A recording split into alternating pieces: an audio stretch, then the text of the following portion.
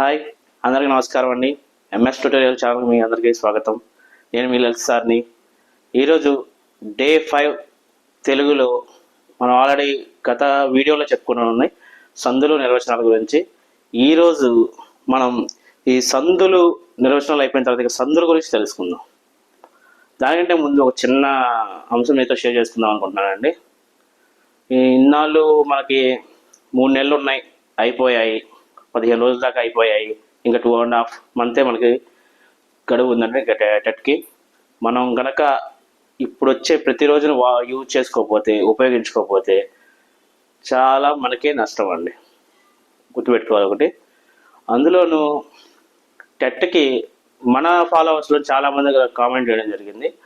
నాకు 90 మార్కులు వచ్చాయండి, నాకు 100 మార్కులు వచ్చాయండి, ప్రిపేర్ అవ్వచ్చా, చేయొచ్చా, ఇవన్నీ అంటూ ఉన్నారు. వాస్తవం చెప్పాలంటే 90 మార్కులు ఎందుకు సరిపోవండి. మన డిఎస్సికి మన మెయిన్ టార్గెట్ డిఎస్సి కావాలి అనుకుంటే టెట్లో ఖచ్చితంగా మనకి 120 మార్క్స్ అనేది ఖచ్చితంగా కావాలి. దానికి తగ్గట్టు ప్లాన్ చేసుకోవాలి.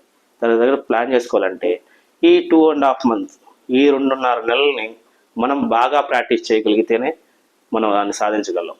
మనకు టెట్టే మనకు డిసైడ్ చేస్తుంది మనకు డిఎస్సి వస్తుందా రాదా అని. దానికోసం మీరు తప్పకుండా రెగ్యులర్గా మా క్లాసులు ఫాలో అవ్వండి. కేవలం మా క్లాసుల ద్వారానే మీకు టెట్ సాధించవచ్చు అనే నమ్మకాన్ని కూడా పెట్టుకోవద్దు. ఒక్కసారి మేము చెప్పిన తర్వాత, వినిన తర్వాత మీరు మీ టెక్స్ట్ బుక్స్ తీసుకోండి. టెక్స్ట్ బుక్లో చూసుకొని వాటిని రివిజన్ చేయండి. అప్పుడే మీకు ఈజీగా ఉంటుంది. మేము వీటికి ఈ లెసన్స్, ఈ టాపిక్స్ అన్నిటికి సంబంధించినటువంటి ప్రతి ఒక్క నోట్స్ని, ప్రతి ఒక్క అంశాన్ని మీకు గ్రూప్లో షేర్ చేస్తూనే ఉంటాం. ఇంకొక ముఖ్య అంశం ఏంటంటే మనకి యాప్ కూడా రావడం జరిగింది. అందులో మనం ఎగ్జామ్స్ కండక్ట్ చేస్తామండి. అవన్నీ ఫ్రీగానే, మీరు అవన్నీ అటెండ్ అవ్వండి. ఖచ్చితంగా మీరు అచీవ్ చేస్తారు అని నమ్ముతున్నా. ఈరోజు మన టాపిక్లోకి వెళ్దాం. ఈరోజు మన టాపిక్ డే 5 తెలుగులో భాగంగా ఈ సందుల గురించి చూద్దామండి. సందులు. ఈ సందుల్లో కూడా 2 రకాలు ఉంటాయండి. సందుల్లో 2 రకాలు ఉంటాయి. అదొకటి తెలుగు సందులు, సంస్కృత సందులు. మనకు సిలబస్ ప్రకారం తెలుగు సందులు కొన్ని ఇవ్వడం, 8 రకాల సందులు ఇవ్వడం జరిగిందండి. అండ్ సంస్కృత సందులు వచ్చేసరికి 4 ఇవ్వడం జరిగింది. ఈ 8 సందుల్లో ముందు ముఖ్యమైన 4 సందుల గురించి ఈరోజు మనం తెలుసుకుందాం. అవి ఏంటంటే ఉత్వ సంధి, ఉకార సంధి. దీన్ని ఉత్వ సంధి లేదా ఉకార సంధి అని పిలుస్తారు. ఇక రెండవది ఇత్వ సంధి లేదా ఇకార సంధి. ఇత్వ సంధి లేదా ఇకార సంధి. ఇక మూడవది అత్వ సంధి లేదా అకార సంధి. ఇక 4వది ఎడాగమ సంధి. ఈ 4 మనం ఇప్పుడు ప్రజెంట్ తెలుసుకోబోతున్నామండి. ఈ 4 సంధులు. ఇక్కడ మీకు చిన్న అనుమానం రావచ్చు. ఈయనెవర్రా బాబు, ముందు ఉత్వ సంధితో స్టార్ట్ చేశాడు, కనీసం అనే వరుస క్రమం కూడా తెలియదా అని మీకు ఒక చిన్న సందేహం రావచ్చు. నేను ఎందుకు ఇలా చేశాను అంటే, ఇక్కడ నేను చూడండి, మనం పారిభాషిక పదాలు, అంతేకాకుండా సందులు నిర్వచనాల్లో కూడా చెప్పుకున్నాం. సందులు నిర్వచనాల్లో కూడా ఒక పాయింట్ నేను తెలియజేశాను. నిత్యం, సంధి వైకల్పికం, బహుళం, ఈ అంశాలను నేను ఒక ఆర్డర్లో చెప్పడం జరిగింది. అదే క్రమానుగతంగా నేను ఈ సందులను కూడా తీసుకోవడం జరిగింది. మీకు అది ఉదాహరణలతో సహా వివరిస్తాను. ముందుగా ఉత్వ సంధి గురించి చూద్దాం. ఈ ఉత్వ సంధిని ఉకార సంధి అని పిలుస్తారండి. ఈ ఉత్వ సంధిని ఏమని పిలుస్తారండి? మనం ఉకార సంధి అని పిలుస్తారు. ఒకసారి గుర్తు చేసుకోవాలి మీరు. నెక్స్ట్, దీనికి ఒక సూత్రం ఉంది. ఉత్తునకు సంధి నిత్యం. ఉత్తునకు సంధి నిత్యం అంటే సంధి ఇప్పుడు ఇక్కడ ఏం జరుగుతుందండి? ఎప్పుడు నిత్యంగా జరుగుతూనే ఉంటుంది. ఉత్తునకు సంధి అనేది నిత్యంగా జరుగుతూ ఉంటుంది. అందుకే దీన్ని ఉత్తునకు సంధి నిత్యం. ఉదాహరణలు మీకు చూపిస్తాను, ఒకసారి చూడండి. ఈ ఉదాహరణలు కూడా మీకు టెక్స్ట్ బుక్ నుంచి గ్యాదర్ చేసి ఇవ్వడం జరిగిందండి. బయట ఏమీ మీకు చెప్పట్లేదు. కేవలం టెక్స్ట్ బుక్ లో ఉన్నవి మీకు టెట్కి ఏదైతే అవసరమో అవన్నీ ఇవ్వడం జరుగుతుంది. ఖచ్చితంగా చూడండి. వారందరూ, దీన్ని విడగొట్టి రాస్తే వారు ప్లస్ అందరూ. ఏనాయండి? వారు ప్లస్ అందరూ. ఇక్కడ ఈ సందులన్నీ ఎందుకు అనేది నేను సంధి నిర్వచనాల గురించి చెప్పాను. మరొక్కసారి మీకు అందరికీ గుర్తు చేస్తానండి. ఈ సందులు అనేవి మనం భాషా సౌలభ్యం కొరకు, మనం మాట్లాడే భాష యొక్క సౌలభ్యం కొరకు వీటిని ఉపయోగిస్తామండి. అంటే 2 పదాలను తీసుకొచ్చి జాయిన్ చేయడం, కలిపేస్తాం. 2 పదాలను తీసుకొచ్చి మనం జాయిన్ చేయడం జరుగుతుంది, కలపడం జరుగుతుంది. ఇలా కలిపి ఉపయోగిస్తామండి. ఇక్కడ రెండు పదాలనే కాదు, మూడైనా ఉపయోగించవచ్చు, నాలుగైనా ఉపయోగించవచ్చు. రాముడు ప్లస్ అతడు, మనం రాముడుని విడిగా అతడిని విడిగా రాయాల్సిన అవసరం లేకుండా రాముడు అతడని మన సౌలభ్యం కోసం సింపుల్ గా రాసేసుకుంటున్నాం. అదండి సంధి. ఇక ఈ సంధిలో ఎలా కలుపుతారు రెండు పదాలని, ఎలా కలపాలి అని మనం ప్రశ్న వేసుకుంటే, మనం ఉదాహరణకు రెండు దారాల యొక్క కొనలు, మనం రెండు దారాలను ముడివేయడానికి ఏం చేస్తారండి? రెండు దారాలను ముడివేయాలంటే ఏం చేయాలి? ఎక్కడ ముడివేస్తాం? ఆ రెండు దారాల యొక్క కొనల్ని మనం ముడివేయడం జరుగుతుంది. ఆ రెండు దారాల యొక్క కొనల్ని మనం ముడివేస్తూ ఉంటాం.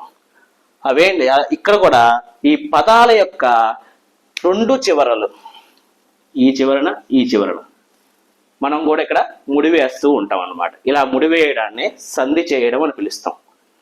ఏం చేయడం అంటే సంధి చేయడం అంటే ఇద్దరిని కలపడం ఎలానో ఇక్కడ మనం రెండు పదాలను కలుపుతున్నాం. ఏ పదాలను కలుపుతున్నామంటే ఈ కలిపే మొదటి పదాన్ని పూర్వం ముందే ఉంది కాబట్టి దీన్ని పూర్వపదం అని పిలుస్తారండి. వారు అనే పదం పూర్వపదం. ఇక ఈ రెండవ పదాన్ని పరపదం. ఆల్రెడీ మనం ఈ పూర్వపదాలు పరపదాలకు సంబంధించిన నిర్వచనాలు గత వీడియోలో తెలియజేయడం జరిగింది. కానీ ఒక్కసారి మీకోసం చెప్తున్నా వినండి. వారు అంటే పరపదం, పూర్వపదం. అందరూ అంటే పరపదం. ఈ రెండు పదాలను తీసుకొచ్చి వాటి యొక్క చివరలను మనం కలుపుతున్నామండి. ఆ రెండు యొక్క చివరల్ని మనం కలుపుతున్నాం.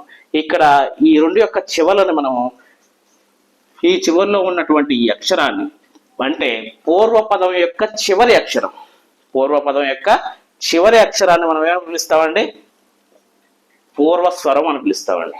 పూర్వస్వరం, స్వరము అంటే అక్షరం అని అర్థం. ఇందులో ఈ పూర్వ పదం యొక్క చివరి అక్షరాన్ని పూర్వస్వరం అని పిలుస్తారు. అలాగే పరపదం అంటే వేరే చోట నుంచి వచ్చి ఈ పూర్వపదానికి యాడ్ అవుతుంది కాబట్టి పరులది ఎక్కడి నుంచో వస్తుంది కాబట్టి ఈ పరపదం యొక్క మొదటి అక్షరాన్ని, ఈ పరపదం యొక్క మొదటి అక్షరాన్ని మనం పరస్వరం అని పిలుస్తారండి. ఏమని పిలుస్తారండి? పరస్వరం అని పిలుస్తారు. దీన్ని పరస్వరం అంటారు. ఇలా ఈ పదాలకు సంబంధించినటువంటి పూర్వ పరపదాలకు సంబంధించినటువంటి చివరి కొనల్ని మనం ముడివేస్తున్నాం. ఇలా ముడివేయడాన్ని సంధి చేయడం అంటున్నాం. ఇక చూడండి, ఇక్కడ ఏం జరుగుతుంది, ఈ సంధిలో ఏం జరుగుతుందంటే, ఒక్క నిమిషం మీరు బాగా అబ్జర్వ్ చేయండి. వారు, ఈ రెండు స్వరాలే కానీ మనం కలపడానికి ఉపయోగించేది. ఈ వారులో ఉన్నటువంటి అచ్చు ఊ. ఎందుకు సార్ దాంట్లో ఊ ఉందంటే, ఇక్కడ రాకు సంబంధించినటువంటి కొమ్ము రావడం జరిగింది. ఈ కొమ్ము అంటే ఉత్వాన్ని తెలియజేస్తుంది, అంటే ఊకారాన్ని తెలియజేస్తుంది. ఈ కొమ్ము ఏం తెలియజేస్తుంది? ఊని తెలియజేస్తుంది. అందువల్ల దీంట్లో ఉన్నటువంటి అచ్చు ఊ, ఈ పక్కన ఉన్నటువంటి అచ్చు, ఈ రెండిటికి సంధి జరిగేటప్పుడు ఒక చిన్న మార్పు ఇక్కడ జరగడం గమనించవచ్చు. ఏమిటంటే, ఈ రెండింటిని కలిపి నేను రాస్తున్నాను. ఇక్కడ చూడండి, ఆ మార్పు ఏందో మీకే తెలిసింది.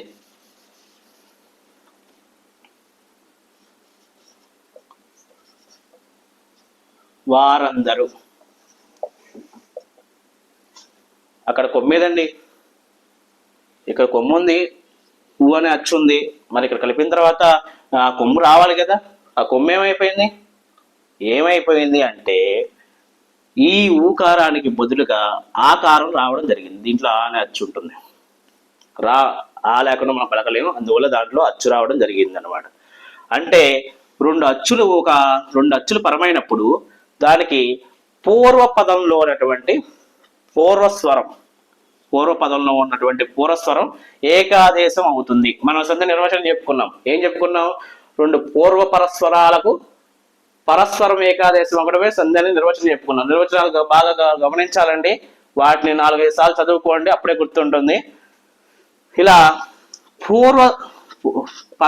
పరపదంలో ఉన్నటువంటి ఈ పరస్వరం అనేది ఏకాదేశం అవ్వడం మనం గమనించాం అన్నమాట. ఇక్కడ ఇలా జరగడాన్ని సంధి అని పిలుస్తాం. మనం ఏమంటారండి? సంధి అని పిలుస్తారు. నెక్స్ట్, ఇక్కడ ఊకారం రావడం వల్ల, ఊకారము అంటే ఉత్తు అండి, దీన్ని ఉత్తు అని పిలుస్తారు. ఊని ఉత్తు అని పిలుస్తారు. ఊని ఏమని పిలుస్తారండి? ఉత్తు అని పిలవడం జరుగుతుంది. అందువల్ల ఇది ఉత్వ సంధి అంటారండి. ఇలా మనం పూర్వస్వరం యొక్క చివర ఏ అచ్చు అయితే వస్తుందో దానిని మనం ఆ సంధితో గమనించడం జరుగుతుంది. ఇక్కడ రూలో ఉండడం వల్ల ఇది ఉత్వ సంధి అయింది. మరొక ఎగ్జాంపుల్ చూద్దామండి. ఇక్కడ మరొక ఉదాహరణ చెప్తున్నా వినండి. కన్నొకటి, కన్నొకటి. దీన్ని నేను కలిపి రాస్తే ఎలా ఉంటుందో ఒకసారి చూడండి. కలిపి రాసినప్పుడేమో కన్నొకటి అని వచ్చింది కదా. ఇప్పుడు నేను విడగొట్టి రాస్తున్నాను, ఒకసారి చూడండి. కన్ను ప్లస్ ఒకటి, కన్ను ప్లస్ ఒకటి. సంధి జరిగిందా లేదా? ఇక్కడ కన్నులో ఉంది. ఈ పక్కన ఉన్నటువంటి పరపదంలో ఉన్నటువంటి మొదటి అక్షరాన్ని పరస్వరం అంటారు. ఈ పరస్వరంలో కూడా అచ్చు రావడం జరిగింది. ఈ రెండింటిని కలిపినప్పుడు కన్ను ఒకటి. ఇందులో ఉన్న ఊకారం పోయి ఓత్వం అంటే ఓ అనే అక్షరాన్ని చూపిస్తుంది, ఈ అక్షరాన్ని చూపిస్తుంది. అంటే సంధి జరిగినప్పుడు పూర్వస్వరంలో ఉన్నటువంటి ఊకారం పోయి పరస్వరంలో ఉన్నటువంటి ఓకారం ఓ అనే అక్షరం ఆదేశంగా ఇక్కడ రావడం జరిగిందండి. ఆదేశం అంటే ఇక్కడ మనం నిర్వచనాలు చెప్పుకున్నాం. ఆదేశము అంటే శత్రువు అని అర్థం. ఆదేశము అంటే శత్రువు అని అర్థం. ఇలా శత్రువుగా రావడం జరిగింది అనమాట. ఓ అనే అక్షరం ఊని తొలగించి ఓ అనేది ఆదేశంగా శత్రువుగా రావడం జరిగింది. ఇక మరొక ఉదాహరణ మీకోసం ఇస్తున్నానండి. ఇవన్నీ మన టెక్స్ట్ బుక్ లోనే ఇవ్వడం జరిగిందండి. మీకు అవన్నీ చెప్తున్నాను. ఓలలాడిన అనే పదం కలిపి ఇచ్చాడండి. మనం విడగొట్టి ఒకసారి చూద్దాం దీంట్లో సంధి జరిగిందా లేదా అని చెప్పి. ఓలలు ప్లస్ ఆడిన, ఓలలు ప్లస్ ఆడిన అనే విధంగా నేను విడగొట్టానండి. దీంట్లో లూలో ఉన్నటువంటి కొమ్ము ఉంది కాబట్టి అది ఏమవుతుందండి? కొమ్ము అంటే ఏంటి? దాని యొక్క అచ్చు అక్షరం ఏంటండి? ఊ. ఈ పక్కన అచ్చు రావడం జరిగింది, ఇక్కడ ఊ ఉంది, సంధి జరిగిందండి. అందుకే ఇక్కడ లూలో ఉన్నటువంటి ఊకారం పోయి ఆ అనేది అక్కడ రెండో ఎలా వచ్చిందంటే దీర్ఘంలాగా వచ్చింది. రెండో దీర్ఘం అంటే రెండో సూచిస్తుందండి. ఇక్కడ బాగా గమనించాలండి. అలా రావడం జరిగింది అంటే ఇక్కడ ఖచ్చితంగా సంధి జరిగింది. ఎందుకంటే పూర్వపదంలో ఉన్నటువంటి పూర్వస్వరంలో ఉన్న ఈ అచ్చు మాయమైపోయి పరపదంలో ఉన్న పరస్వరం యొక్క అక్షరం ఇక్కడ ఆదేశంగా రావడం జరిగింది. అందువల్ల ఇక్కడ సంధి జరిగిందండి. ఇక మరొక ఉదాహరణ మీకు తెలియజేస్తాను చూడండి.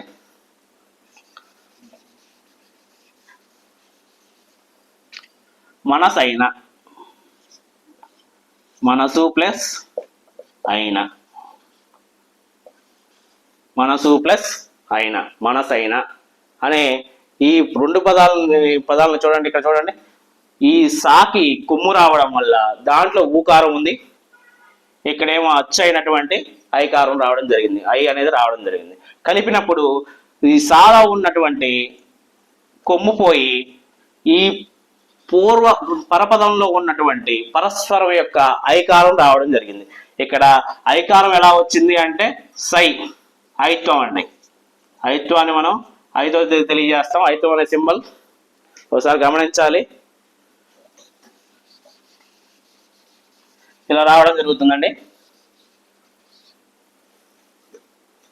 చూడండి ఒకసారి. మనసు ప్లస్ అయిన ఇలా జరిగింది.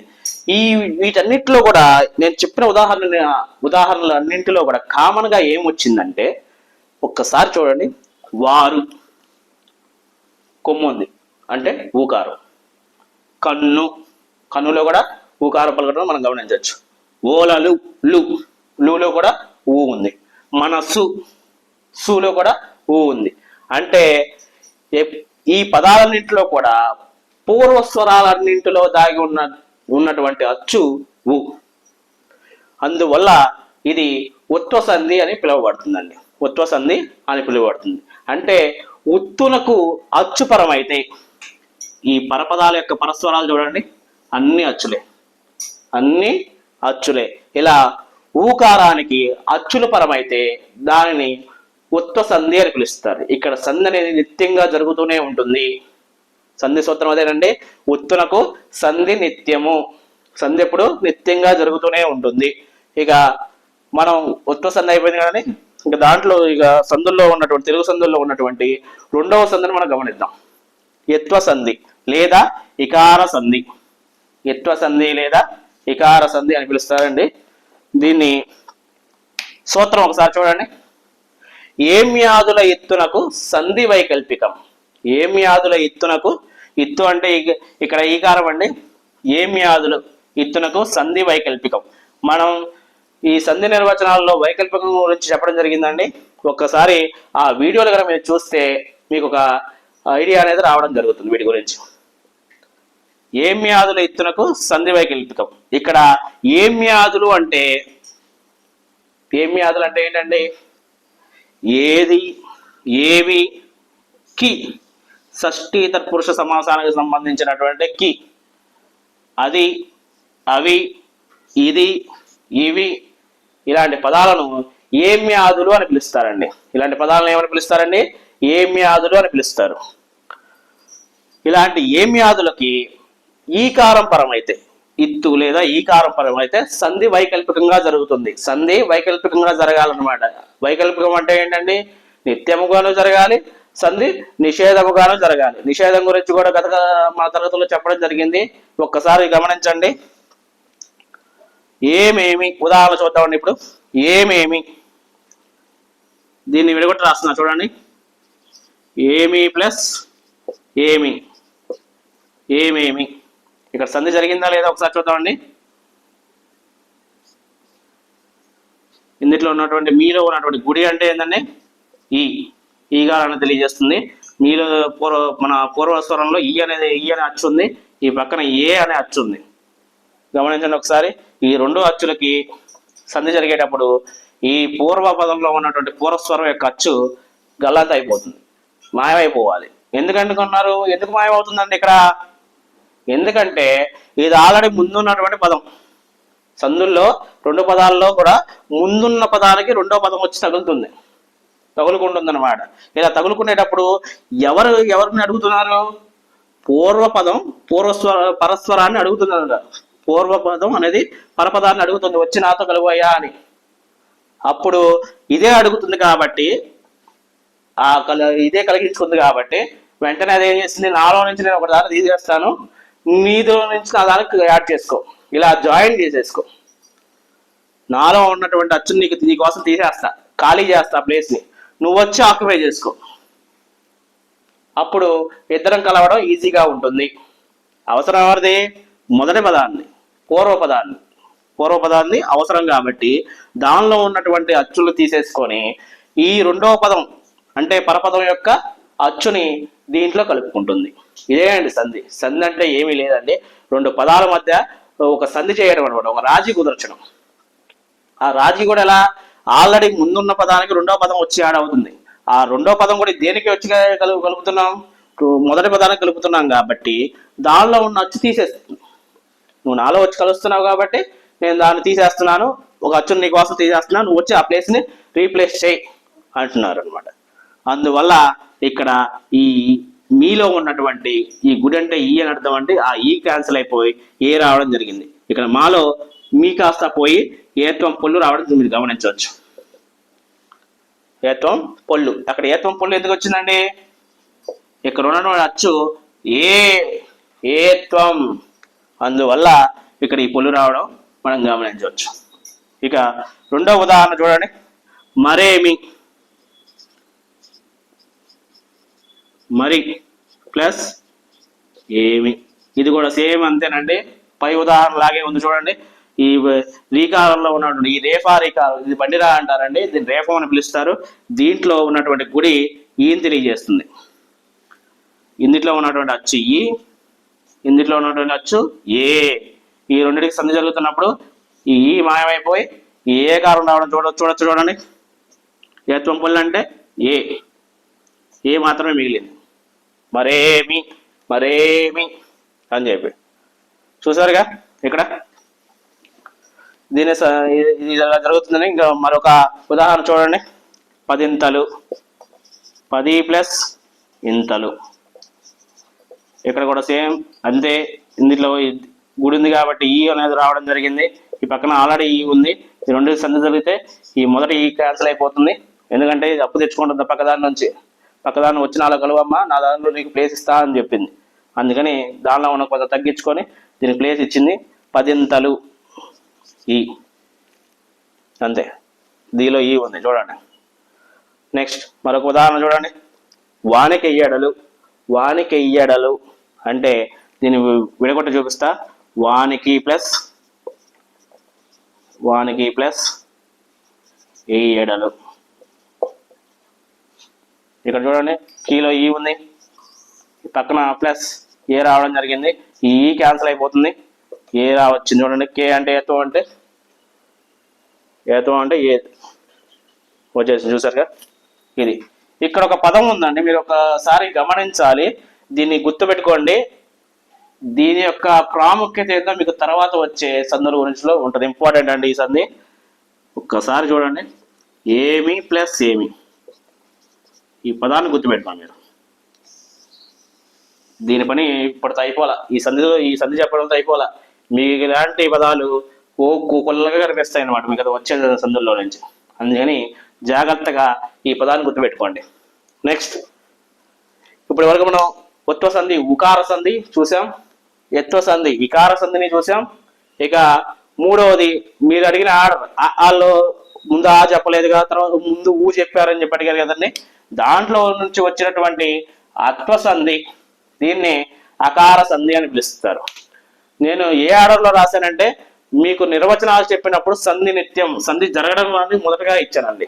సంధి జరగడం, ఎందుకంటే సంధుల గురించే చెప్పుకుంటున్నాం కాబట్టి సంధి జరగడాన్ని మొదటగా చెప్పాలి కదా నేను. అందుకని సంధి నిత్యం గురించి మొదటగా నేను రాశాను. నెక్స్ట్ సంధి వైకల్పికం, రెండు రకాలుగా జరగడం. సంధి నిషేధంగా జరగడం, నిత్యంగా జరగడం. ఇక మూడవది అత్వసంధి, సంధి బహుళం. సంధి 4 రకాలుగా జరుగుతుందండి. ఇక్కడ సంధి అనేది 4 రకాలుగా జరుగుతుంది. చూడండి ఒక్కసారి ఇక్కడ ఉదాహరణ చూడండి. రామయ్య, రామ ప్లస్ అయ్య. ఇందులో ఉన్నటువంటి ఆ, మాలో ఆ ఉంది, ఇక్కడ ఉన్నట్టు ఆ 2 అచ్చులు జరిగినాయి అంటే ఒక అచ్చు క్యాన్సిల్ అయిపోయి ఇక్కడ ఒకటే మిగిలింది. చూడండి, రామయ్య సంధి జరిగింది. ఇది సంధి నిత్యము. సంధి జరగడాన్ని ఏమని పిలుస్తారండి? సంధి నిత్యము అని పిలుస్తారు. ఇక మేనల్లుడు, రెండవ ఉదాహరణ చూడండి. మేనల్లుడు, మేనా ప్లస్ అల్లుడు. ఇక్కడ కూడా సంధి జరిగిందండి. ఒకసారి చూడండి, మేనల్లో ఆ ఉంది, నాలో ఆ ఉంది, ఇక్కడ ఆ ఉంది, ఒక ఆ క్యాన్సిల్ అయిపోయి ఒకటే మిగిలింది, సంధి జరిగింది. దీన్ని ఇంకో విధంగా కూడా నేను రాస్తాను చూడండి. మేన ఎల్లుడు. ఇక్కడ సంధి జరగలేదండి, ఆ ఉన్న ఈ ఆకారం పోయి యా రావడం మనం గమనించవచ్చు. దీంట్లో యా అనేది వేరే అక్షరం ఎక్కడో నుంచి వచ్చి ఆగమంగా జరిగింది, బదులుగా జరిగింది. బదులుగా అంటే మిత్రుడిగా వచ్చి కొత్త అక్షరం రావడం చూసాం కాబట్టి ఇది సంధి నిషేధాన్ని కూడా ప్రేరేపించిందండి. ఒకసారి చూడండి, సంధి నిషేధం జరిగింది. ఇక్కడ సంధి కూడా జరగలేదు కాబట్టి దీనికి సంధి నిషేధం అని పిలుస్తారు. ఇక మాయమ్మ, మాయమ్మలో చూడండి, మా ప్లస్ అమ్మ కలిపినప్పుడు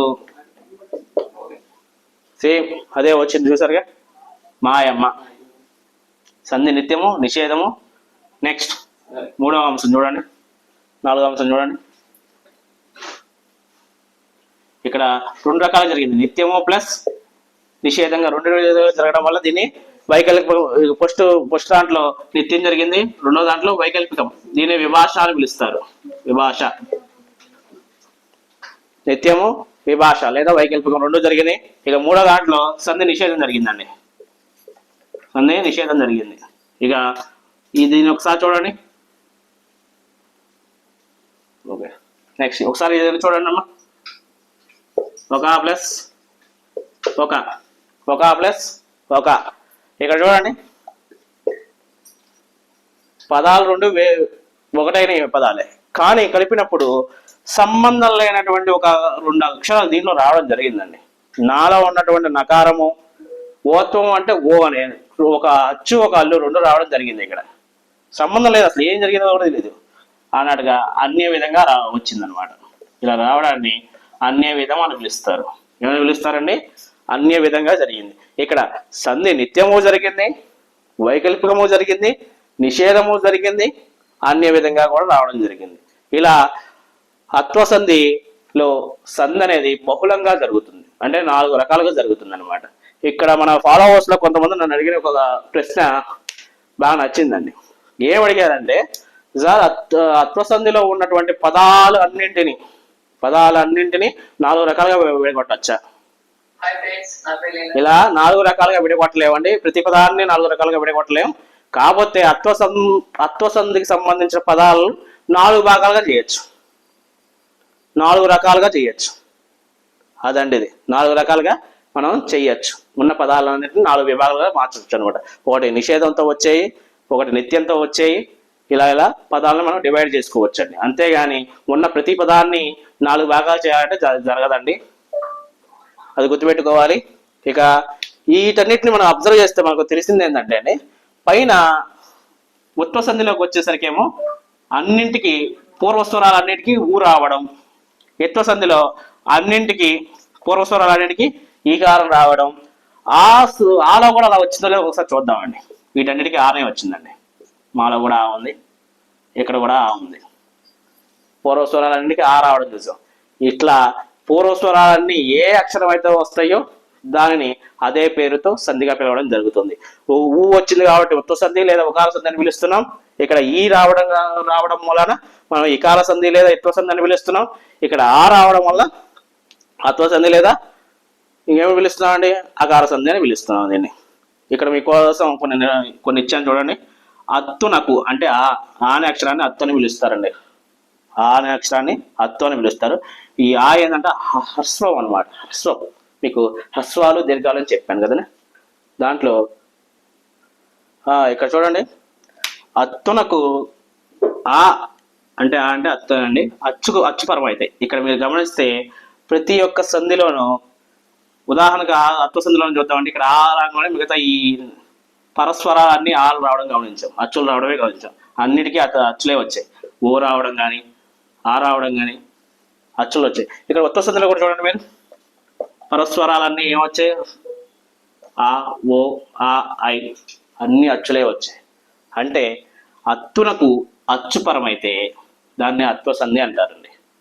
అత్తునకు అచ్చుపరమైతే అత్వసంధి అని పిలుస్తారు.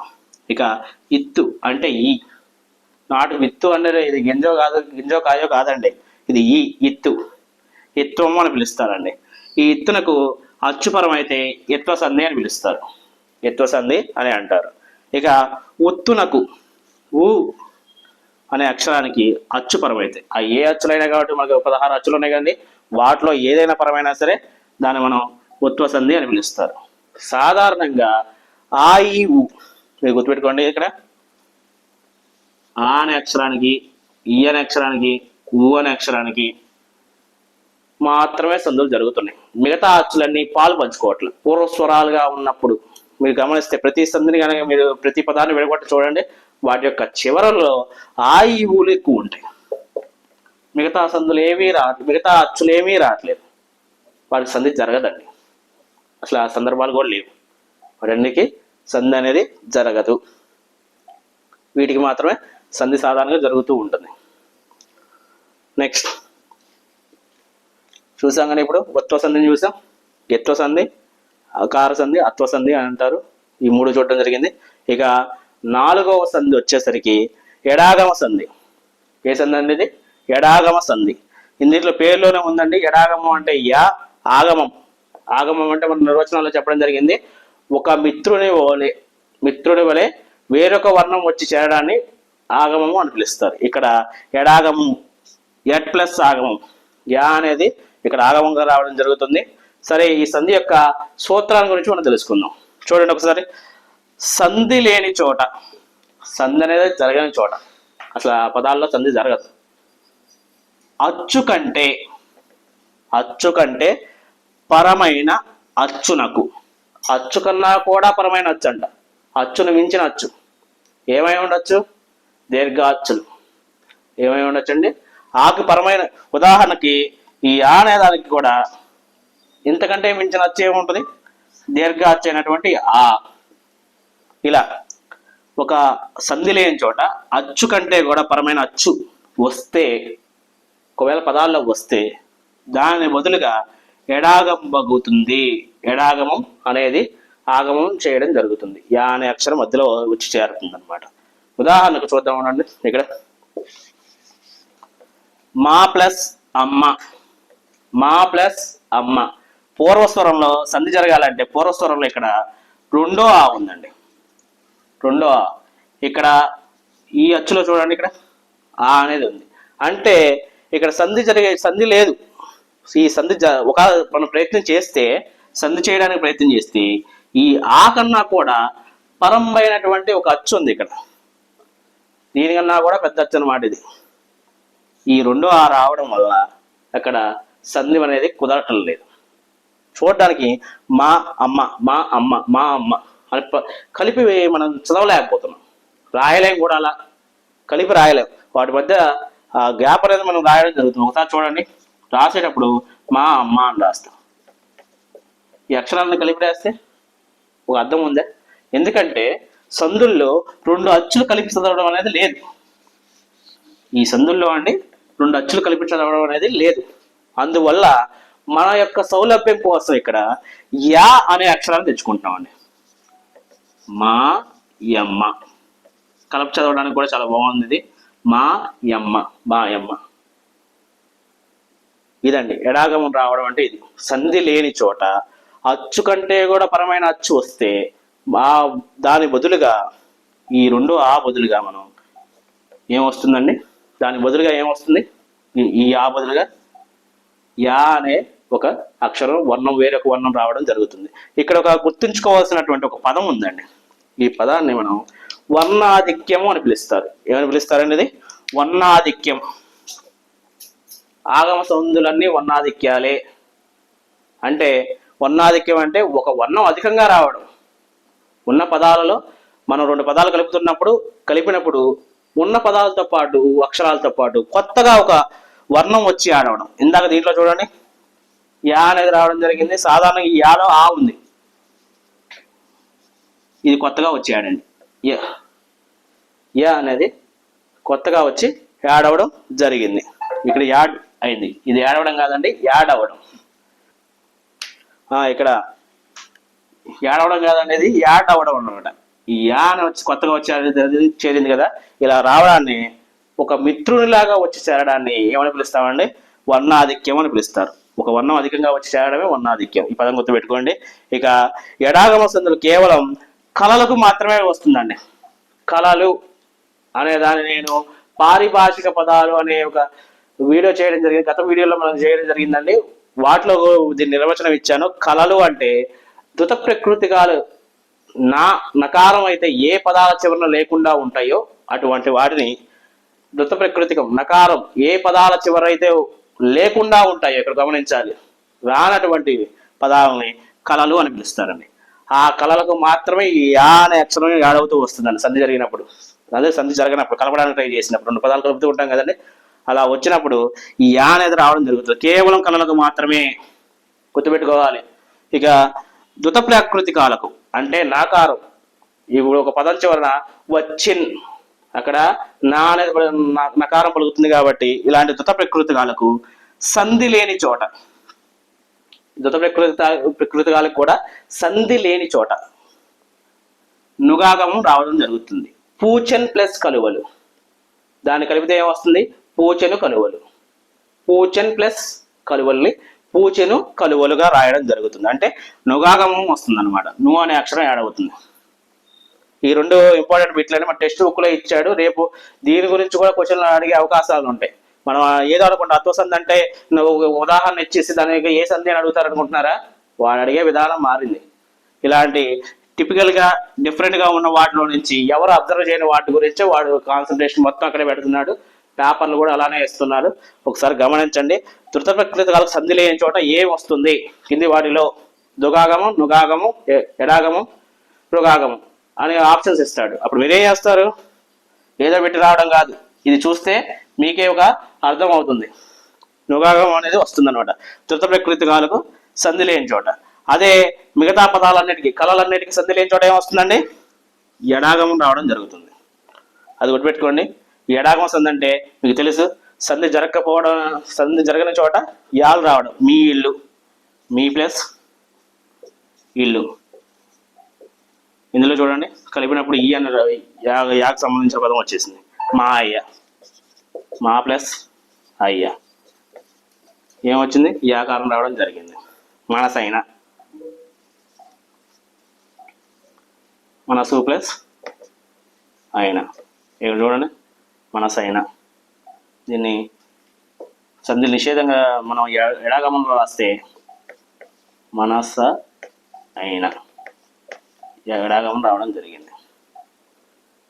ఇంకా వీటిలో గుర్తుపెట్టుకోవాల్సిన అంశాలు ఏంటంటే, నేను గుర్తుపెట్టుకోమని చెప్పాను ఏమేమి, ఒకానొక, ఈ రెండు గుర్తుపెట్టుకుని బాగా నెక్స్ట్ వచ్చే అంశాలు ఇవి చాలా ఉపయోగపడతాయండి. అండ్ ఇంతవరకు మాకు సపోర్ట్ చేసి చాలా వరకు మా వీడియోలందరినీ ఆదరిస్తున్నారు. మీ అందరికీ కృతజ్ఞతలు. అండ్ ప్రతి ఒక్కటి టెక్స్ట్ బుక్ దగ్గర పెట్టుకొని చూసుకొని బాగా చదువుకోండి. ఇంకా చాలా తక్కువ టైం ఉంది, ప్రతిరోజు మనకి ఇంపార్టెంట్ కాబట్టి ప్లీజ్ మా వీడియోలు కనుక మీకు నచ్చితే లైక్ చేయండి, షేర్ చేయండి, సబ్స్క్రైబ్ చేయండి. Thank you.